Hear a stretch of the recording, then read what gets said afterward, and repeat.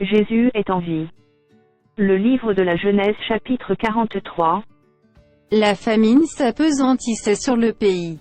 Quand ils eurent fini de manger le blé qu'ils avaient apporté d'Égypte, Jacob dit à ses fils, « Retournez, achetez-nous un peu de vivres. » Juda lui répondit, « Cet homme nous a fait cette déclaration formelle, vous ne verrez pas ma face, à moins que votre frère ne soit avec vous. Si donc tu veux envoyer notre frère avec nous, nous descendrons, et nous t'achèterons des vivres. Mais si tu ne veux pas l'envoyer, nous ne descendrons point, car cet homme nous a dit, vous ne verrez pas ma face, à moins que votre frère ne soit avec vous. » Israël dit alors, pourquoi avez-vous mal agi à mon égard, en disant à cet homme que vous aviez encore un frère? Ils répondirent, cet homme nous a interrogés sur nous et sur notre famille, en disant, votre père vit encore. Avez-vous un frère? Et nous avons répondu à ces questions. Pouvions-nous savoir qu'il dirait, faites descendre votre frère? Juda dit à Israël, son père, laisse venir l'enfant avec moi, afin que nous nous levions et que nous partions, et nous vivrons et ne mourrons pas, nous, toi, et nos enfants. Je réponds de lui, tu le redemanderas de ma main. Si je ne le ramène pas auprès de toi et si je ne le remets pas devant ta face, je serai pour toujours coupable envers toi. Car si nous n'eussions pas tardé, nous serions maintenant 2 fois de retour. Israël, leur père, leur dit, puisqu'il le faut, faites ceci. Prenez dans vos sacs des meilleures productions du pays, pour emporter un présent à cet homme, un peu de baume et un peu de miel, des aromates, de la myrrhe, des pistaches et des amandes. Prenez avec vous de l'argent au double, et remportez l'argent qu'on avait mis à l'entrée de vos sacs, peut-être était-ce une erreur. Prenez votre frère, et levez-vous, retournez vers cet homme. Que le Dieu Tout-Puissant vous fasse trouver grâce devant cet homme, et qu'il laisse revenir avec vous votre autre frère et Benjamin. Et moi, si je dois être privé de mes enfants, que j'en sois privé. Ils prirent le présent, ils prirent avec eux de l'argent au double, ainsi que Benjamin, ils se levèrent, descendirent en Égypte, et se présentèrent devant Joseph.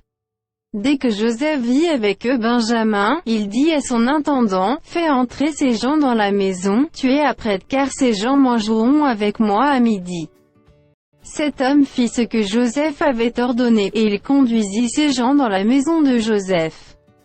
Ils eurent peur lorsqu'ils furent conduits à la maison de Joseph, et ils dirent, « C'est à cause de l'argent remis l'autre fois dans nos sacs qu'on nous emmène, c'est pour se jeter sur nous, se précipiter sur nous, c'est pour nous prendre comme esclaves, et s'emparer de nos ânes. » Ils s'approchèrent de l'intendant de la maison de Joseph, et lui adressèrent la parole, à l'entrée de la maison.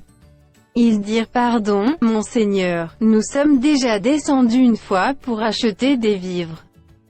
Puis, quand nous arrivâmes, au lieu où nous devions passer la nuit, nous avons ouvert nos sacs, et voici, l'argent de chacun était à l'entrée de son sac, notre argent selon son poids, nous le rapportons avec nous.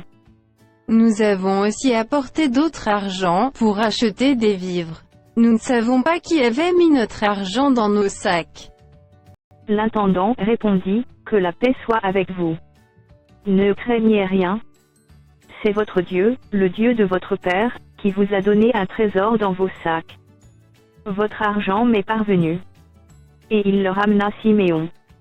Cet homme les fit entrer dans la maison de Joseph, et il leur donna de l'eau et ils se lavèrent les pieds. Il donna aussi du fourrage à leurs ânes.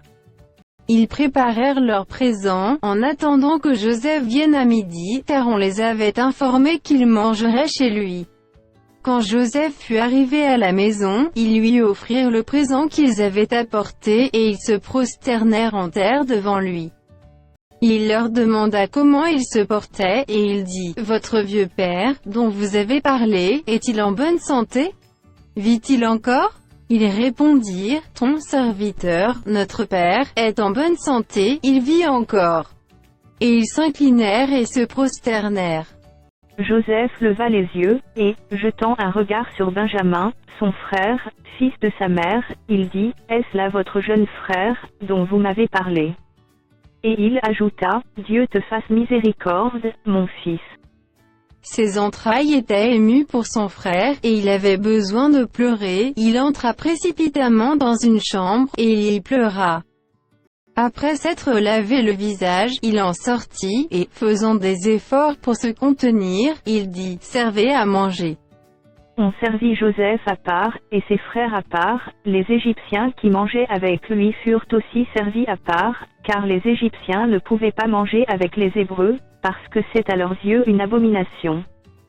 Les frères de Joseph s'assirent en sa présence, le premier-né selon son droit d'aînesse, et le plus jeune selon son âge, et ils se regardaient les uns les autres avec étonnement. Joseph leur fit porter des mets qui étaient devant lui, et Benjamin en eut 5 fois plus que les autres.